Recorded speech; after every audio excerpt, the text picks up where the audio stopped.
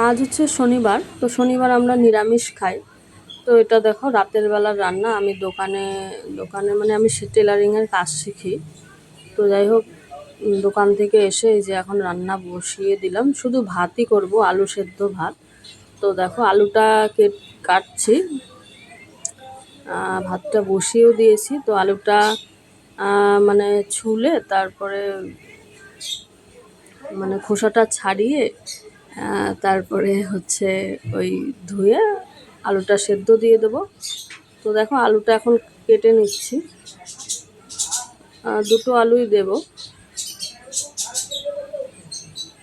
আর এমনি ডাল বাঁধাকপি আছে, দুপুরবেলা রান্না করেছিলাম।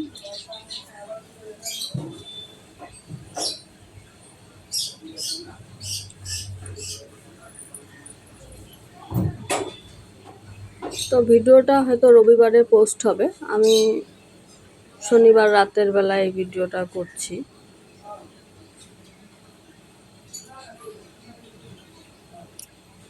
তো এই তো দেখো ওই আলুটা কাটা হয়ে গেছে, এবার আমি ধুয়ে আলুটা সেদ্ধ দিয়ে দিচ্ছি।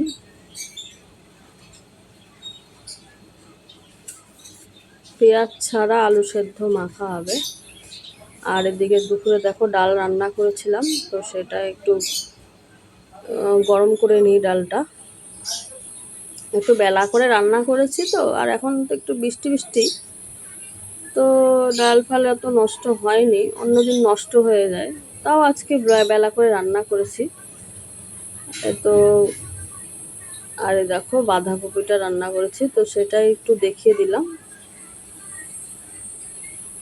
তো ভাত হয়ে গেছে, এবার আমি আলু সেদ্ধটা মাখার জন্য ওই মানে শুকনো লঙ্কা একটু তেলের মধ্যে ভেজে নিচ্ছি, কারণ পেঁয়াজ দেবো না তো।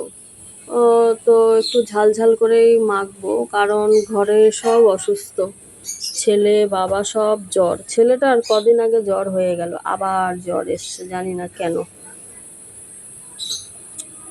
তো ওই যে আমি যদি পেঁয়াজ না দিই, তো সেদিনকে শুকনো লঙ্কাটা একটু তেলে ভেজে নিই, বেশ ভালো লাগে আলু সেদ্ধটা খেতে পেঁয়াজ ছাড়া।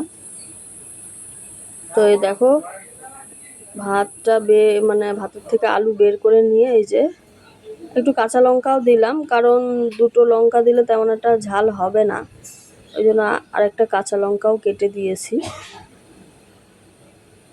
তো গরম তো একটু মেখে নিয়ে আস্তে আস্তে করে এইভাবে আলু সেদ্ধ মেখে খেয়ে দেখো, বেশ ভালোই লাগে।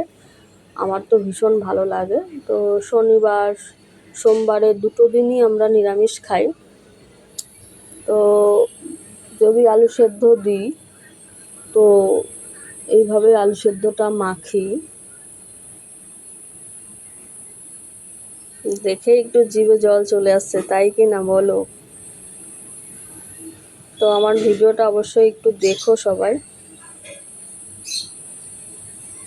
তো এই যে ভাত বেড়ে নিয়েছি, সবাই খেতে বসেও পড়েছি, ওই যে ছেলে বাবা আমার, আর এই দেখো ডালটা। তো টাটা, গুড নাইট।